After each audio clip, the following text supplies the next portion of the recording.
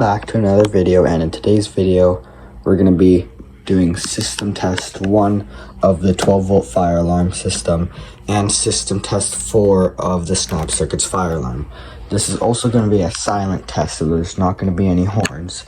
This horn will not be on yet. These two horns will not be on yet, and supervisory horn will be off. There will be no sound at all. So first, let's get started.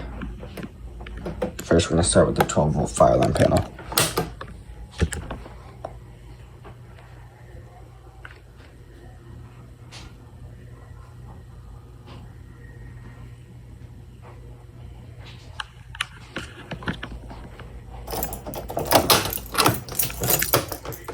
I haven't got an SCR yet, so it's not going to work. So for now, that's the only pull station on the system.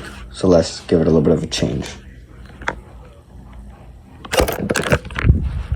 So now we're on the panel. Okay. Let me just make sure the horns are off.